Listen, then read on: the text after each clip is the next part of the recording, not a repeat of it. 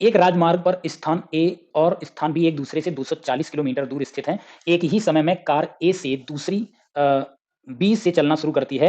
यदि दोनों कारें अलग-अलग चालों से चलती हैं तो वे 8 घंटों में मिलती हैं। यदि वे पूर्ववर्ती चाल से एक दूसरे की ओर चलती हैं तो 2 घंटे में मिल जाती हैं। तो पहले तो यहाँ पर क्वेश्चन को ध्यान से समझो। क्वेश्चन यहाँ पे ये बोल क्या रहा है?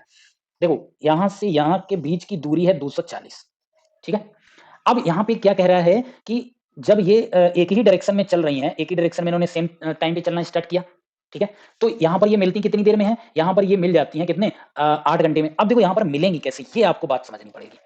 यहाँ पे ये बात आपको यहाँ पर समझने वाली है।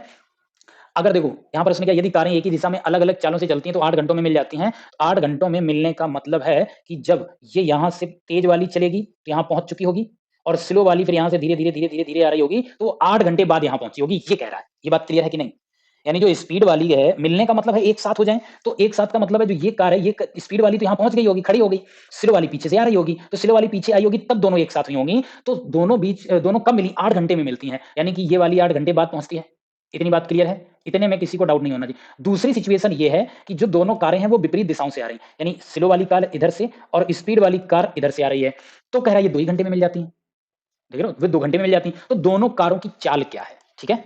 तो अब देखो यहाँ पर 240 है, ध्यान से समझिएगा। 240 अगर मैं बात करूँ सेम डायरेक्शन में जाने की, अगर ये सेम डायरेक्शन में जाएँगे, तो आपकी जो स्पीड होती है वो माइनस होती है, x माइनस y यहाँ पर हो जाएगा, बोलो?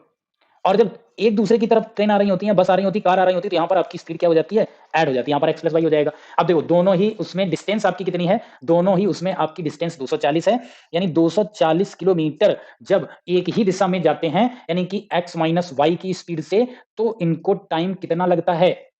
8 घंटे, ठीक है? तो हमको 8 घंटे।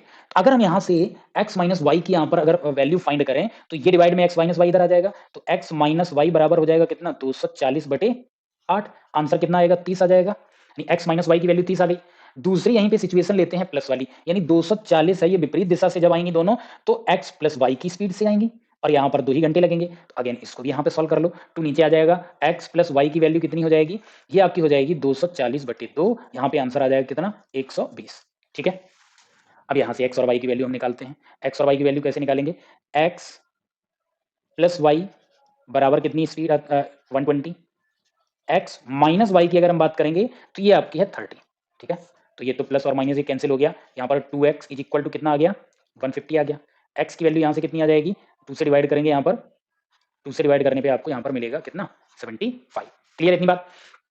अब देखो अगर ये 75 किसकी x की वैल्यू है, 75 अगर x की वैल्यू है, तो आपने यहाँ पर एक चीज अभी निकाली थी कि x प्लस वाई बराबर है किसके? 120 के, और x की वैल्यू 75 है प्लस y अगर हम करें तो 120, यहाँ से आपको क्या मिलेगा? y की वैल्यू आपका 120 माइनस 75 हो जाएगा, तो y की वैल्यू आपकी कितनी आ जाएगी? यहाँ पर आपको मिलेगा कितना? 25 और 20 45, तो y की वैल्यू भी यहाँ पर आपकी निकल आएगी, ठीक है? इतने में किसी को डाउट नहीं। पूछा उसने क्या है?